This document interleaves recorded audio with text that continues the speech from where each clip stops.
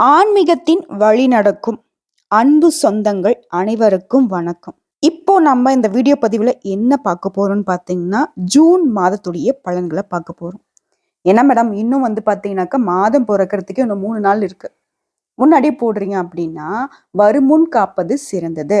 நல்லதா இருக்கட்டும், கெட்டதா இருக்கட்டும், நமக்கு இந்த மாதம் எப்படி இருக்கு, கிரகநிலையோட அமைப்பு எப்படி இருக்கு, இந்த காலகட்டத்துல எந்தெந்த விஷயங்களை நம்ம தொடர்ந்து செய்யணும், எந்தெந்த விஷயங்களை விட்டு விலகி இருக்கணும், நம்ம வணங்க வேண்டிய தெய்வங்கள் என்ன, நம்ம செய்ய வேண்டிய எளிமையான பரிகாரங்கள் என்ன, இப்படி எல்லாத்தையும் தெளிவா தெரிஞ்சுக்கிட்டோம் அப்படின்னாக்க இந்த மாதம் நமக்கு சாதகமாக மாத்திக்க முடியும்.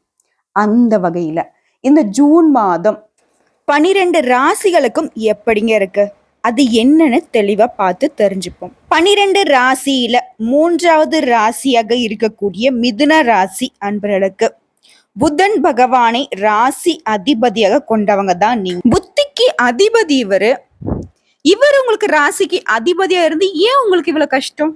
ஒரு சாதாரண குடிசையில இருக்கக்கூடிய ஒரு நல்லா படிக்கக்கூடிய குழந்தைக்கு புதன் பகவானுடைய அம்சம் சரியா இருந்துச்சுன்னா அதோட வாழ்க்கையே வேற லெவல்ல முன்னேற்றத்துக்கு போயிடும். ஆனா இவரை ராசிக்கு அதிபதியா உட்கார வச்சுக்கிட்டு ஏன் நமக்கு எந்த ஒரு முன்னேற்றமும் இல்லை, ஏன் நம்முடைய வாழ்க்கையில இவ்வளவு தடுமாற்றம்? நல்லா படிக்கிற குழந்தைகள்லாம் வாழ்க்கையில முன்னேறிடுதா? இல்ல. நல்லா படிக்காத குழந்தைலாம் வாழ்க்கையில தோத்து போயிடுதா? இல்ல. அப்படிதாங்க உங்களுக்கு ராசிக்கு அதிபதி இவர் இருந்தாலும் இப்போ நம்ம தமிழ்நாட்டில் இருக்கக்கூடிய பழனி மலையை வழிபாடு செய்யறோமா, அவ்வளவா சிறப்பா நம்ம பார்க்க மாட்டோம். ஏன்னா அவர் இங்க தானே இருக்காரு, எப்ப வேணா பாத்துக்கலாம். அதுவே திருப்பதி ஆந்திராவுக்கு போய் வழிபாடு செய்யணும்பா அப்படின்னா போவோம். இது ஒரு பக்கம் இருக்கட்டும். பொதுவாவே நம்மளுடைய கண்ணோட்டம் எப்படி தெரியுங்களா, ரொம்ப தூரம் போயிட்டு சாமி கும்பிட்டாதான், ரொம்ப தூரம் மலை மேல ஏறி போயிட்டு சாமி கும்பிட்டோம்னா தான் நமக்கு அருள் கிடைக்கும், அதுதான் நமக்கு பழிக்கும்ன்ற ஒரு என்ன சொல்றது, ஒரு முட்டாள்தனமான ஒரு நம்பிக்கைன்னு வச்சுக்கோங்களேன்.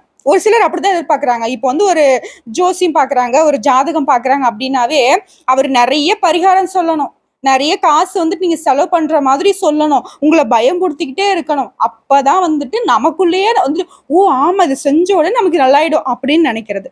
ஏங்க கடவுளுடைய வழிபாடு ரொம்ப எளிமைங்க. அந்த மாதிரி உங்களுக்கு அதாவது கடவுளே எனக்கு கடன் தீரணும் அப்படின்னு சொல்லிட்டு அந்த சுவாமி கிட்ட போய் ஜாதகத்தை பார்த்து சொல்லுங்க, எனக்கு கடன் பிரச்சனை அதிகமா இருக்கு, வீட்டுல பிரச்சனை அதிகமா இருக்குன்னு சொல்ல, நீங்க அந்த பரிகாரத்தை செய்யறதுக்கே கடன் வாங்கி எடுத்துக்கிட்டு போகணும் போல.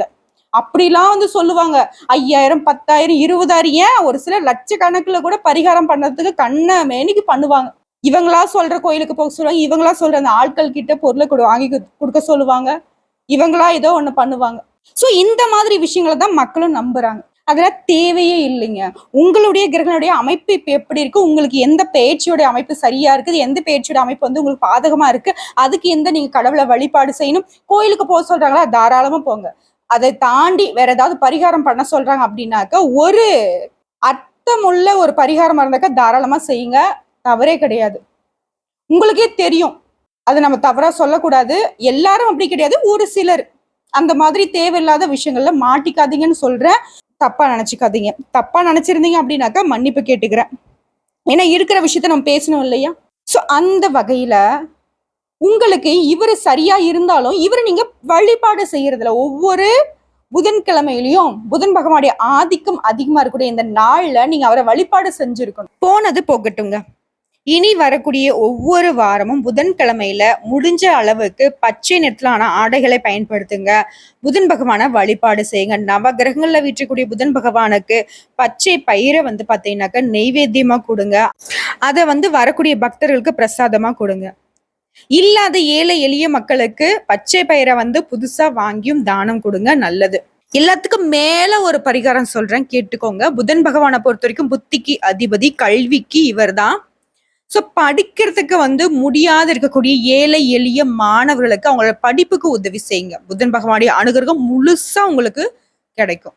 அது இந்த டைம் பாத்தீங்கன்னாக்க நிறைய குழந்தைகளுக்கு ஃபீஸ் கட்ட முடியாம இருக்கும், ஒரு பேனா நோட்டு புத்தகம் வாங்க முடியாம இருக்கும், ஒரு யூனிஃபார்ம் வாங்க முடியாம, ஒரு ஷூ வாங்க முடியாம, இந்த மாதிரி இருப்பாங்க இல்லையா?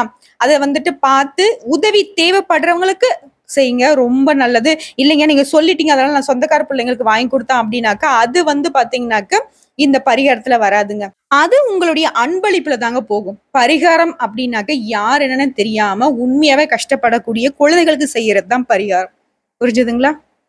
ஈகை என்பது இல்லாதவர்களுக்கு கொடுப்பது தான் ஈகை. சரிங்களா? சோ இந்த விஷயத்துல மட்டும் கொஞ்சம் மாற்றத்த கொண்டு வந்துட்டீங்க அப்படின்னாக்கா, மிதுன ராசிக்கு ரொம்பவே அற்புதமான நாளா ஒவ்வொரு நாளும் இருக்கும். ஜூன் மாதத்த பொறுத்தவரைக்கும் சூப்பரா அமைஞ்சிரும். பொதுவா மிதுன ராசியோட குணம் என்ன அப்படின்னா, பெருசா நீங்க வந்து பார்த்தீங்கன்னாக்க எதுக்கும் அழட்டிக்க மாட்டீங்க. ரொம்ப அழகா இருப்பீங்க. அது நிறத்த பொறுத்துலாம் கிடையாது. ஏன்னா உங்களோட குணம் அந்த மாதிரி. புன்னகைக்கு வந்து இவங்களோட பேர எழுதிடலாங்க. எவ்ளோ கஷ்டம் இருக்கட்டும், வெளிய காட்டிக்க மாட்டாங்க. ஆணா இருக்கட்டும், பெண்ணா இருக்கட்டும். இன்னொன்னு சொல்லணும்னாக்கா, 1000 பேர் இருந்தாலும் இவங்க இருக்கக்கூடிய இடம் வந்து பார்த்தீங்கன்னாக்கா, ஒரு கவர்ச்சிகரமா இருக்கும். கவர்ச்சினாக்கா அந்த கவர்ச்சி இல்லைங்க. ஒரு ஈர்ப்பு தரக்கூடிய விதத்துல இவங்களுடைய தோற்றமும் இருக்கும், இவங்களுடைய செயல்பாடுகளும் இருக்கும். சூப்பர் கேரக்டர்ப்பா அப்படின்னு சொல்லக்கூடிய அளவுக்கு இருப்பாங்க. ஆனா இவங்க பெருசா அத வந்துட்டு, "ஓ! நான் அப்படி, நான் இப்படி" அப்படின்னு சொல்லிட்டு வெளிய காட்டிக்கவே மாட்டீங்க. இந்த விஷயம் உண்மைதான மிதுன ராசிக்காரங்களே? இல்ல மிதுன ராசி யாராவது லவ் பண்றீங்க அப்படின்னாக்க, நீங்க குடுத்து வச்சவங்க. ஏன்னா, உங்களுடைய வாழ்நாள் முழுக்கவே அவங்களுடைய கஷ்டத்த வந்து பார்த்தீங்கன்னாக்கா, பெருசா மீன் பண்ணவே மாட்டாங்க. உங்கள சந்தோஷமா வச்சுக்கிறதுல மட்டுமே அவங்க கண்ணும் கருத்துமா இருப்பாங்க. வாழ்க்கைய ரொம்ப அழகா மாத்திருவாங்க. இவங்க வந்து உங்களுக்கு நண்பர்களா இருந்தாலும் சரி, நீங்க ரொம்ப குடுத்து வச்சவங்க தான். ஏன்னா, உங்களுக்கு கஷ்டம் அப்படின்னாக்க, முதல்ல உதவிகரம் நீட்டுறவங்க இவங்களா தான் இருப்பாங்க. ஆனா, இவங்களுடைய கஷ்டம் அப்படின்னாக்க, பெருசா வெளிய சொல்ல மாட்டாங்க. அப்படியே தெரிஞ்சாலும் இவங்களுடைய கஷ்டம் இவங்களோட தான் போகும். சோ இவ்ளோ நல்ல குணம் கொண்ட பேசும் பொழுதே வந்து பார்த்தீங்கன்னாக்க, நமக்கு ஒரு உற்சாகம் பிறக்குது இல்லையா? மிதுன ராசியை பொறுத்தவரைக்கும் இப்படிப்பட்ட குணம் கொண்டவங்க தான். ஏன்னா புதன் பகவான் புத்துணர்ச்சி கொண்டவன். இவனுடைய ஆதிக்கம் பெற்ற இவங்க எப்படிங்க அழகா இல்லாம போவாங்க? சோ இவங்கள பொறுத்தவரைக்கும் இந்த ஜூன் மாதம் பொதுவா மிதுன ராசியில கிரகநிலையோட மாற்றம் இந்த மாசத்துல எப்படி இருக்குன்னு தெரிஞ்சுக்கிட்டோம்னாக்க, உங்களுக்கு எந்த மாதிரியான அமைப்பு இருக்குன்னு தெரிஞ்சுக்கலாங்க. இந்த மாதத்தை பொறுத்த வரைக்கும் 9/6/2024 அன்னைக்கு புதன் பகவானை பொறுத்த வரைக்கும் அயன சயன போகஸ்தானத்துல இருந்து உங்களுடைய ராசிக்கு மாறாரு. 13/6/2024 அன்னைக்கு சுக்கிர பகவான் அயன சயன போகஸ்தானத்துல இருந்து உங்களுடைய ராசிக்கு மாறுறாரு. இவரை தொடர்ந்து 15/5/2024 ஆண்டு சூரிய பகவான் அயன சயன போகஸ்தானத்துல இருந்து உங்களுடைய ராசிக்கு மாறுறாரு. அடுத்ததான் 26/6/2024 அன்னைக்கு புதன் பகவான் உங்களுடைய ராசியில இருந்து தனவாக்கு குடும்பஸ்தானத்துக்கு மாறுறாருங்க. சோ இவங்களுடைய அமைப்பு இந்த மாதத்துல இப்படிதான் இருக்கு. இதன் காரணமா தான் உங்களுக்கு ஜூன் மாத பலன்களே இருக்கு. திட்டமிடுவதில் கெட்டிக்காரங்களான மிதுன ராசிக்காரங்களே, எந்த ஒரு விஷயத்தையும் இவங்க திட்டம் போட்டுதான் செய்வீங்க. பாக்குறவங்களுக்கு தெரியாது, என்னடா இவன் அப்படிங்கிற மாதிரி யோசிப்பாங்க. ஆனா நீங்க வந்து ஃபிங்கர் டிப்ல வச்சிருப்பீங்க அந்த கணக்கு போடுறதுல. யாருக்காவது ஒரு பிரச்சனை அப்படின்னாக்கா அவங்க திணறிக்கிட்டுறப்போ, இது இவங்க இப்படி செஞ்சிருக்கலாம் இல்ல, வந்து கேட்டா சொல்லுவோம் அப்படின்னு கூட இவங்க யோசிப்பாங்க. எவ்வளவு பெரிய பிரச்சனையா இருக்கட்டும், அப்படியே சர்வசாதாரணமா அதுக்கு சொல்யூஷன் தேடிடுவாங்க. எங்க போனா வேலை நடக்கும் அப்படிங்கிறது இவங்களுக்கு ஃபிங்கர் டிப்ல தெரியும். அப்படி இருந்து இவங்களோட வாழ்க்கை எங்கெங்க சறுக்குது, அதெல்லாம் சரி பண்ணிடுவோம் அந்த ஜூன் மாதத்துல. நீங்க எதிலுமே சிக்காம நழுவுவதுல கெட்டிக்காரங்க. நான் தான் சொல்லிட்டேன்ல, நாசுக்கான ஆளுங்க. புத்தி ரொம்ப ஷார்ப்பு. தீட்டி வச்ச கத்தி கூட வந்து அவ்வளவு ஷார்ப்பா இருக்குமான்னு தெரியாது. மிதுன ராசிக்காரங்க அவ்வளோ ஷார்ப்பு. பெரியவங்க ஊர் வாக்குல ஒரு விஷயம் சொல்லுவாங்க, கழுவுற மீன்ல நழுவுற மீன்றா இவன் அப்படின்னு. அது வந்து மிதுன ராசிக்காரங்களுக்கு பொருந்தும். இந்த மாதம் முழுக்க நீங்க கொடுத்த வாக்கை காப்பாற்றி அதன் மூலம் மதிப்பும் மரியாதையும் கிடைக்க பெறுவீங்க. அதான் முன்னமே சொன்னனே, சொன்னா சொன்னபடி நடந்துக்கூடியவங்க. சொல்லாதையும் சில சமயம் செய்வாங்க. உங்களுக்கு ஒரு கஷ்டம் அப்படின்னு போய் அவங்க நின்னுட்டீங்கன்னா, ஒரு பெருசா ஒரு பாதிப்புன்னு போய் நிக்கிறீங்க, இந்த ஒரு நிமிஷம் இருங்க வர அப்படின்னு சொல்லிட்டு அடுத்த செகண்ட் அவங்களால முடிஞ்ச உதவி உங்க கையில வச்சிருவாங்க. அடுத்த செகண்ட் உங்களுக்கான தேவையை அவங்க வந்து பூர்த்தி செஞ்சிருவாங்க. அப்படிப்பட்ட உங்களுக்கு இந்த மாதம் மதிப்பும் மரியாதையும் தரக்கூடிய ஒரு மாதமா அமைஞ்சிருக்கு. பண வரவு திருப்திகரமாக இருக்குங்க. சிக்கலான சில விஷயங்களை சாதுரியமாக பேசி முடித்து விடுவீங்க. வீண் பயணத்தை தவிர்ப்பது இந்த காலகட்டத்துல ரொம்ப நல்லது. நமக்கே தெரியும் அங்க போனா வேலை நடக்காது, போயிட்டு சும்மா தான் திரும்பி வர போறோம் அப்படின்னு. இருந்தாலும் நீங்க ரிஸ்க் எடுக்கிறதால ரஸ்க் சாப்பிட்ற மாதிரி சும்மா போயிட்டு வருவோமே அப்படின்னு போவீங்க. அது வேண்டாமே. வீண் உடல் அலைச்சல் தான், உடல் சோர்வு தான் ஏற்படும். ஸோ அது வந்து தவிர்ப்பது ரொம்ப நல்லது. அடுத்த தொழில் வியாபாரத்தை பொறுத்த வரைக்கும் சொந்தமா தொழில் செய்யக்கூடிய மிதுன ராசிக்கு முன்பு இருந்ததை விட நல்ல முன்னேற்றம் இருக்குங்க. வியாபாரம் சம்மந்தமாகவும் நீங்க வந்துட்டு நிறைய பயணங்கள் மேற்கொள்வீங்க. அந்த பயணங்கள் எல்லாமே உங்களுக்கு லாபம் தரக்கூடிய விதத்துல இருக்கும். அடுத்ததா உத்தியோக பணிகள்ல இருக்கக்கூடிய மிதுன ராசிக்கு உங்களுடைய சாமர்த்தியமான பேச்சால எல்லா விஷயத்தையுமே திறம்பட செய்து முடித்து பாராட்டுகளை கிடைக்க பெறுவீங்க. குடும்பத்தை பொறுத்த வரைக்கும் உறவினரோட வருகை இருக்கும். தேவையற்ற வீண் பேச்சுக்களை மட்டும் குறைப்பதன் மூலம் குடும்பத்துல அமைதி ஏற்படுங்க. உறவுக்காரங்க வராங்களா, நீங்க இருந்தீங்க அப்படின்னாக்கா வீட்டுக்கு ரொம்ப பாதுகாப்பே. ஏன்னா அவங்க வர்றதே நம்மளுடைய குடும்பத்துல குழப்பத்தை உண்டாக்கதான். சோ அப்படி இருந்தாங்க அப்படின்னாக்கா வீண் விவாதங்கள் பண்ணாம அவங்கள நாசுக்கா வீட்டுக்கு திருப்பி அனுப்பிச்சிடுங்க. அடுத்த பிள்ளைகளால உங்களுக்கு செலவு நேரிடலாங்க.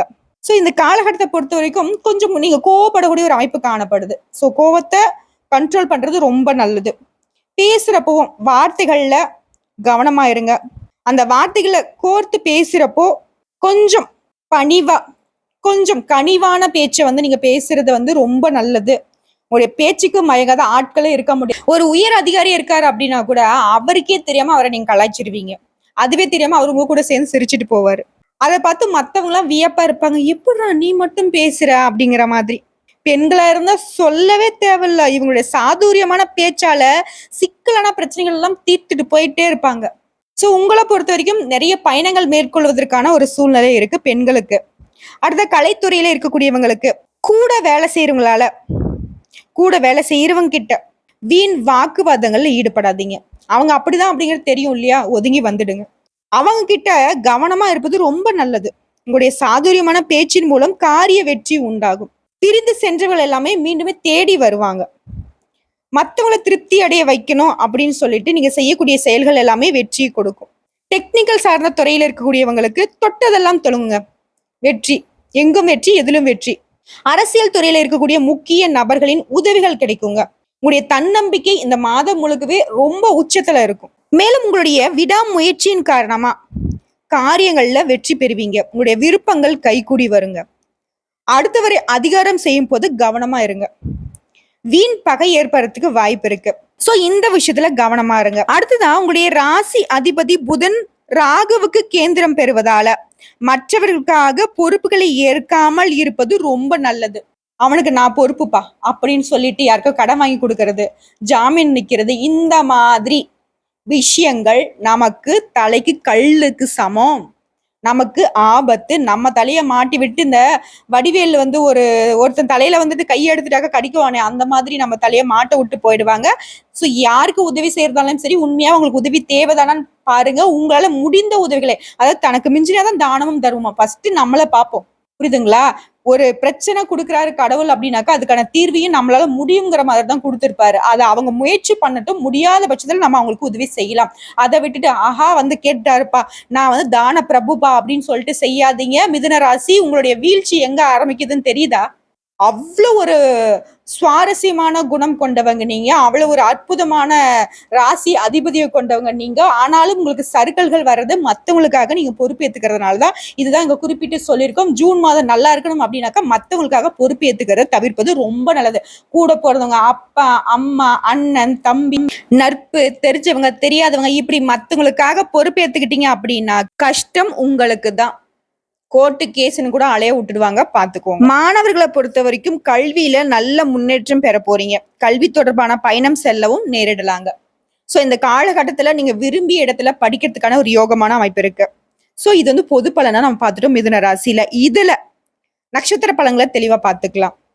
மிருகசீரிடத்துல 3ஆம் பாதம், 4ஆம் பாதம், திருவாதிரை நட்சத்திரம், புனர்பூசத்துல இருக்கக்கூடிய ஃபர்ஸ்ட் 3 பாதங்கள், இவங்கெல்லாம் சேர்ந்தது தானே மிதுன ராசி. அந்த வகையில மிருகசீரிஷம் 3ஆம் பாதம், 4ஆம் பாதம் உங்களை பொறுத்த வரைக்கும் சுருக்கமா சொல்றேங்க, தொழில் வியாபாரத்துல மெத்தன போக்கு காணப்படும். ஆனா நம்ம தொழில் சூடு பிடிச்சிருச்சுப்பா, இனிமேல் பாத்துக்கலாம் அப்படிங்கிற ஒரு போக்கு உங்களுக்குள்ள தோணும். அதை தவிர்த்திடுங்க. தொழில் தொடர்பான அலைச்சல்கள் அதிகரிக்கும். வாடிக்கையாளர்கிட்ட அனுசரிச்சு செல்வது வியாபாரத்துக்கு வெற்றியை தரும்.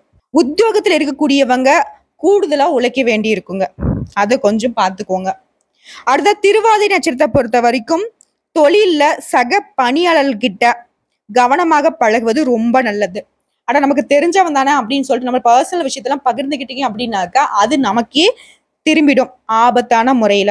குடும்பத்துல திடீர் குழப்பங்கள் ஏற்பட்டு நீங்கும். அதையும் கொஞ்சம் பார்த்துக்கோங்க. கணவன் மனைவிக்கிடையே வாக்குவாதம் உண்டாகலாம், கவனம் தேவை. சிலர் வந்து பார்த்தீங்கன்னாக்க ரொம்ப சட்டுன்னு கோவப்பட்டு நீ எனக்கு வேண்டாம் அப்படிங்கிற மாதிரிலாம் ஒரு அமைப்பு தோன்றும். தயவு செஞ்சு அந்த மாதிரி ஒரு கணவன் மனைவிக்குரிய பிரச்சனை வருது அப்படின்னாக்க நீங்களே உட்கார்ந்து பேசுவது சிறப்பு. அடுத்தவங்களுடைய தலையீடு இல்லாம பாத்துக்கோங்க. முக்கியமா 2 குடும்பத்தாருடைய தலையீடும் இல்லாம பாத்துக்கோங்க. உங்களுக்குள்ள இருக்கக்கூடிய பிரச்சனையை உங்களுக்குள்ளேயே பேசி தீர்த்துக்கோங்க. அடுத்து அவங்களுடைய பிள்ளைகளுடைய நலன்ல அக்கறை காட்டுவீங்க. இதைத் தொடர்ந்து புனர்பூசத்துல கூடிய ஃபர்ஸ்ட் 3 பாதங்கள் நண்பர்கள் உறவினர்கள் மூலம் நன்மை ஏற்படக்கூடிய ஒரு அற்புதமான மாதம். அடுத்த எந்த ஒரு விஷயத்தை எடுத்தாலும் சரி ஒரு மெத்தன போக்கு ஏற்படுங்க.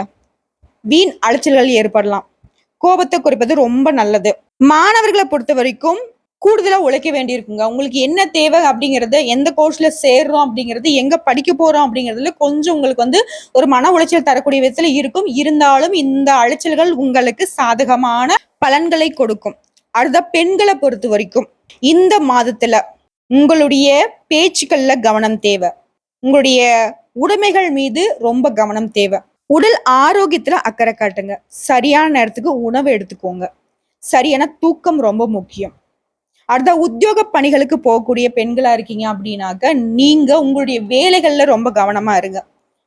பணியிடங்கள்ல தேவையற்ற வீண் விவாதங்கள் வேண்டாம். இந்த மாதத்தை பொறுத்த வரைக்கும் நீங்க உண்டு, உங்க வேலை உண்டு. இப்படி இருந்துட்டீங்க அப்படின்னாக்க அற்புதமான மாற்றம் உங்களுக்கு உண்டு. பொதுவா சொல்லணும்னாக்கா மிதுன ராசிக்கு 100 மார்க்குக்கு இந்த ஜூன் மாதத்தை பொறுத்த வரைக்கும் 80% மார்க் வாங்கியிருக்கீங்க. மீதி 20% வந்து நீங்க கடவுளுடைய வழிபாட்டின் காரணமா தான் சரி செய்ய முடியும். உங்களை பொறுத்த வரைக்கும் பரிகாரம்னு பார்த்தோம்னாக்கா ஸ்ரீ ரங்கநாதரை தரிசித்து அவருக்கு அர்ச்சனை செய்து வழிபாடு செஞ்சீங்க அப்படின்னாக்கா துன்பங்கள் நீங்கும். மனசுல அமைதி உண்டாகும். நம்மிடம் இதுக்கு போய் நாங்க ஸ்ரீரங்கம் போக முடியுமா அப்படின்னாக்க அவருடைய அமைப்புல இருக்கக்கூடியதான பெருமாள் சுவாமி. சோ சனிக்கிழமைகள்ல துளசி மாலையை எடுத்துக்கிட்டு போயிடுங்க. பெருமாள் சுவாமிக்கு போயிட்டு சாற்றி வழிபாடு செய்யுங்க. அங்க இருந்து துளசி தீர்த்தம் கொண்டு வந்து வீட்டுல முழுக்க தெளிச்சு விடுங்க. உங்களுடைய வீட்டுல உங்களுடைய பூஜை அறையில எப்பவுமே துளசி தீர்த்தம் இருந்துகிட்டே இருக்கட்டும். நல்லது நடக்கும். மேலும் உங்களுடைய அதிர்ஷ்டமான நாட்கள்னு எடுத்துக்கிட்டோம்னாக்க புதன்கிழமை, வெள்ளிக்கிழமை இந்த நாட்கள் ஏதாவது நல்ல காரியங்களை செய்யணும் அப்படின்னாக்க இந்த நாட்களை பயன்படுத்திக்கோங்க. அதிர்ஷ்டம் நிலைக்கும். முக்கியமா புதன்கிழமையும் வெள்ளிக்கிழமையும் கடவுளுடைய அனுகிரகத்தை நாடாம விட்டுடாதீங்க. கோயில் குளங்களுக்கு செல்வதை வந்துட்டு இந்த நாட்கள்ல கட்டாயம் நீங்க செஞ்சே தீரணும். அடுத்ததா சந்திராஷ்டமம் அப்படின்னு பார்த்தோம்னாக்க ஜூன் மாதத்துல 24, 25 இந்த நாட்கள்ல நீங்க ரொம்ப கவனமா இருக்கணும். முக்கியமா உங்களுடைய செயல்பாடுகள்ல, உங்களுடைய பேச்சுக்கள்ல. வெளிதூர பயணங்களை தவிர்த்திடணும். எங்கும் கவனம், எதிலும் கவனம். அதிர்ஷ்டமான தினங்கள்னு பார்த்தோம்னாக்க ஜூன் மாதத்துல 17, 18, 19 இந்த 3 நாட்களை அதிர்ஷ்டமான விஷயங்களை செய்ய, அதாவது நல்ல விஷயங்கள் செய்ய, சுப நிகழ்ச்சிகளை மேற்கொள்ள, சுப நிகழ்ச்சிகள் சம்பந்தப்பட்ட பேச்சுவார்த்தைகள் செய்ய, இந்த மாதிரி நல்ல விஷயங்களுக்கு இந்த நாட்களை பயன்படுத்தி கொள்ளுங்க. அதிர்ஷ்டம் நிலைக்கும். சோ ஆக மொத்தத்துல எல்லாமே நல்லதுதாங்க. உங்க கையை மீறி போற மாதிரி எந்த ஒரு அமைப்பும் இந்த மாதத்துல இல்ல. இருந்தாலும் தினமும் காலையில குளிச்சு முடிச்சு உங்க வீட்டு பூஜை அறையிலேயே எப்பவும் போல பூஜைகளை செய்து தீப தூப ஆராதனை காட்டி ஒரு நல்லெண்ணெய் தீபம் ஏற்றி அந்த தீப ஒளியில உங்களுக்கு இஷ்ட தெய்வத்தையும் உங்களுடைய குல தெய்வத்தையும் அதையும் சேர்த்துக்கோங்க. பெருமாள் சுவாமியையும் வழிபாடு செய்வதன் காரணமா அதிர்ஷ்டம் உண்டாகும். அதுவும் இந்த மாதம் முழுக்கவே அதிகாலையில எழுந்த உடனே சுப்ரபாதத்தை வந்து உங்க வீடுகள்ல ஒழிக்க விடுங்க. ரொம்ப நல்லது. அந்த சுப்ரபாதத்துடைய ஒளி வந்து உங்க வீடுகள்ல பரவும் போது ஏதாவது எதிர்மறையான எண்ணங்கள் இருக்கு அப்படின்னாலும் அது விலகி ஓடும். ஏதாவது தீய சக்திகள் உங்க வீட்டுல இருந்தாலும் சரி, அது காணாம போகும். புரிஞ்சுதுங்களா? இவ்வளவுதாங்க. இதை மட்டும் செஞ்சா போதும். ஆன்மீகம் என்பது எளிமையே, அதை நாடுவதும் எளிமையே.